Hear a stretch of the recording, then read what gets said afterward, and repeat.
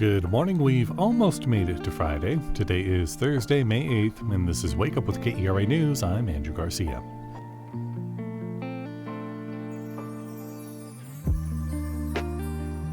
Thankfully, we've got some sunshine and a high around 76 today after a few rainy days. Tonight, it'll be cloudy with a low around 60. Dallas libraries offer more than just books. They also host programs that are good for kids and adults. They get to see the smiles on their kids' faces when their stuffed animal gets that second chance at life. We take a trip to a stuffed animal hospital in just a moment after today's news. The Fort Worth Police Department has cleared a backlog of more than 900 sexual assault kits. Police Chief Neil Noakes attributed the delay in processing to understaffing, as only 2 of the 7 DNA analyst positions were filled. But Noakes says the department streamlined testing priorities, increased pay, and offered sign-on bonuses to fill those roles. Fort Worth PD also plans to transition processing of sexual assault kits in-house.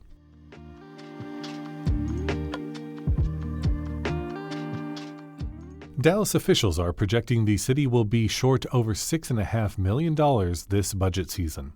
They say the main cause is decreased property tax revenue because of property owners disputing their appraisals. City officials also say departments like Animal Services and Parks and Recreation are projected to be millions of dollars over budget. The City Council will hold another budget briefing next month.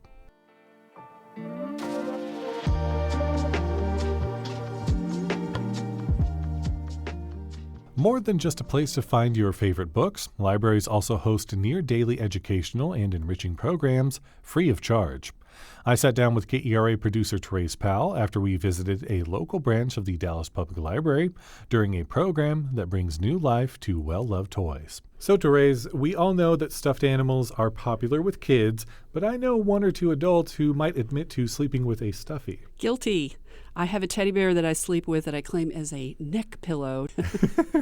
Well, whether you're young or old, your stuffed animals, or neck pillow, can lose their shape over time and start looking a little bit flat and sad. We recently discovered a place where you can get a little TLC for your stuffed friends. That's right. The Timber Glen branch of the Dallas Public Library recently offered a stuffed animal hospital as part of its children's programming, where little visitors can bring in their plush toys for repairs. Obviously, we had to see what it was all about, and as it turns out, we had the perfect patient. Yeah, I took my daughter's plush rabbit, Stella. She got Stella in her Easter basket when she was 3. What are you going to call him? Stella. Stella? Stella. Yes, Stella. Thank you, Easter Bunny. That's really cute. Where'd she come up with Stella? I have no idea. She's now almost 20 and in college, and Stella went with her, by the way. So after almost 16 years, Stella has had the life squeezed out of her, and we were looking to fix that. Heather Spears is the public service liaison at the branch, and she heads up the program, leading volunteers known as ESTs, or Emergency Stuffing Technicians, and they help with the repairs. She explained to us how the surgical process was going to go. So I have a section on here where I can specify what kind of stuffed animal it is, whether it be a teddy bear, a puppy, a kitty, a unicorn, or something else, how they're feeling that day. So if they're feeling really yucky because they need a lot done, we do a little crying face. If they're feeling pretty good, we'll do somewhere in the little meh face to happy face. And as with any surgery, loved ones can get a little nervous about the patient. I am very gentle. I'm like, your stuffy's going to go into surgery right now. We will let you know when he's done and in recovery and when you can come pick him up. They very much enjoy being able to know that I know their stuffed animals' names and that I treat them as a person and not a stuffy. I have had a repeat kid come in with multiple patients. Very first time, he was very scared and anxious to drop off his stuffy. But once he got it back and it was full of stuffing, he was very excited and very happy. And I got a really nice note left for me. So Heather went to work on Stella. She opened up a seam and fluffed her back up to her former self with some extra fiberfill. The main thing is that we get tummy back up because I think the legs feel just fine and so does the head. It's mostly just the tummy. The surgery only took about 10 minutes, and you couldn't even see the scar. She was as good as new. Well, almost. She still needs a bath.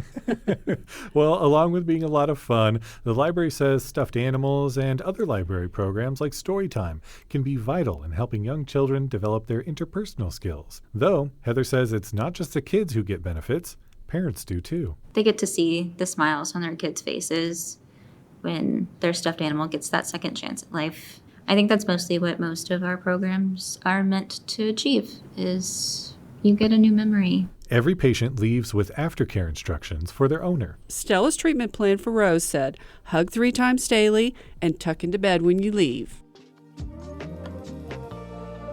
That was Therese Powell and myself once again finding some of the fun things you can do around North Texas. You can catch the next Stuffed Animal Hospital at the Timberglen branch of the Dallas Public Library on Tuesday, May 13th. The Stars have some momentum behind them with one win under their belt after round 2 of the Stanley Cup playoffs got underway last night. They beat the Winnipeg Jets 3-2 on the back of yet another Mikko Rantanen hat trick. We'll see if he can get 3 in a row, or what I'm calling a hat trick in Game 2 tomorrow at 8:30. Create a succulent garden inside a teacup on Saturday at the Dime Store in Denton.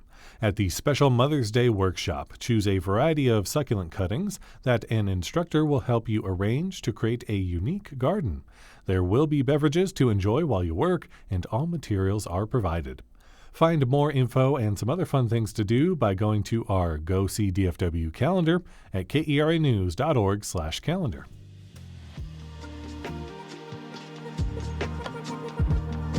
Thanks for listening to Wake Up with KERA News. I'm your host, Andrew Garcia. This show is produced and edited by Shardae White and Bekah Morr. For more news in your inbox, visit kera.org/wakeup. That's where you can subscribe to the Wake Up with KERA News newsletter and get some good morning vibes from our colleague, Catherine Hobbs. Connect with us on Facebook, Instagram, and TikTok. We're at KERATX. Take care, and we'll see you tomorrow.